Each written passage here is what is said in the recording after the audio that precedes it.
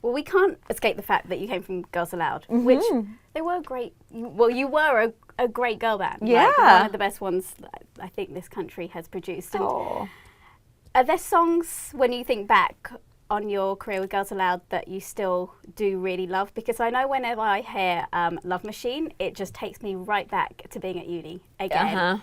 And being with all my uni mates and just the best time. For you, have you got any of those kind of memories that come up from the Girls Aloud tracks? Oh yes, absolutely. Every single song has a different feeling and different memory, because we done this for every Girls Aloud song, so you spent a lot of time performing it and talking about it, and then we'd done a lot of tours, and you know, all the memories that, and the visuals changed a lot from each song.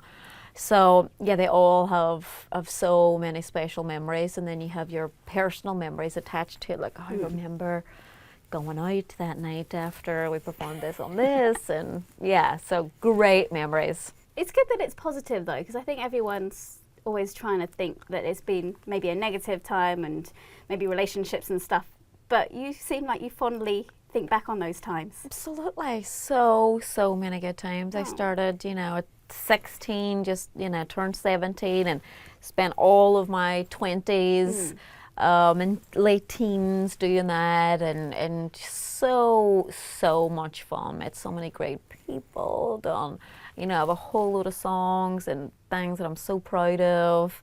Great time. Who do you still keep in touch with then? Because everyone's asking you about the girls, but from back in your career, like, there are other artists and stuff, people who you always used to get on with. Who are you still in touch with now? I'm good friends with a lot of the Westlife guys. Okay. Not just because we're all Irish, maybe a little bit, just because we see each other. And other artists, you know, it was more people that you meet that you're with, you know, dancers. Like, some of the dancers are some of my best friends, because you see each other every day, and you're in rehearsals and you go on tour together, and you know, people that do your hair and makeup, and people that work for the label, and because even though there's the band where you just see, you know, the people on the band, there's like this huge team that goes around everybody else. Like, even in this room, it's not just you and I in here, although it looks that way. It is just like, you and me. We I have free know reign. there's it does, and it's good for people to know that too. You know, it always looks like it's just like, oh, it just kind of happens, but yeah, there's a whole team that goes into making everything happen. So I love that, being part of a team. What do you miss then? Because you went and lived in LA for a little bit, or over in the US, wasn't it, for a little bit, and you opened up your Nadine's Irish Mist. Yes. Do you miss being over there? Well, I think what I done was very stressful. I wish I could remember what we were doing in Girls Aloud when I had decided to open up a restaurant and stuff. I think it might have been around biology time. Okay. So for most of my career in Girls Aloud, I commuted from LA to London. That's a commute and a half, isn't it? Which is quite the commute. We all think London's the worst commute. Yeah, coming from North London and Central London or South to Central, you feel like it's LA. But it was all because we wanted to try something new, and we wanted to, you know, my family were there, my mum and dad and 2 sisters, and so I spent all of that time going back and forth. Yeah. Which I don't think a lot of people knew. I think they thought it happened afterwards, but it was actually during the whole time.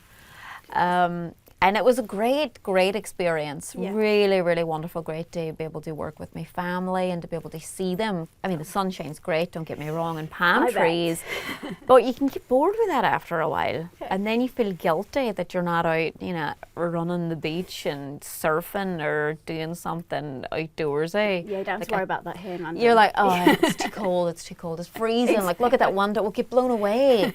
So we're quite happy to sit indoors. Absolutely.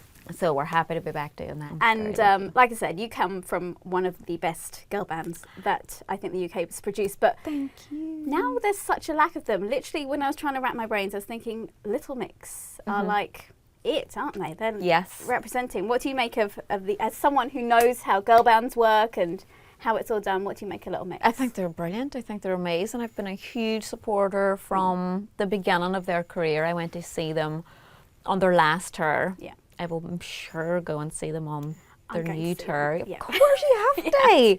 I love their songs. I think they're brilliant. And now that you're making your pop comeback once again, who else would you like to see make a comeback from back in the day? If I could have a choice, I would choose Motia from the Sugar Babes. Oh. Because I think she's fantastic. I mean, I follow her on Instagram and stuff, and she's singing bits and pieces of things.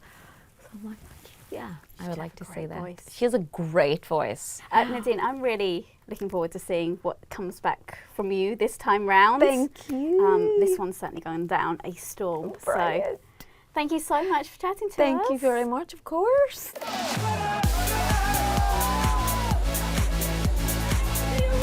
Who wants to look, simple when you can look stunning? I'm really sorry, we're very drunk, but we don't give a Hey, girl! No, she ain't hear me. She ain't hear me.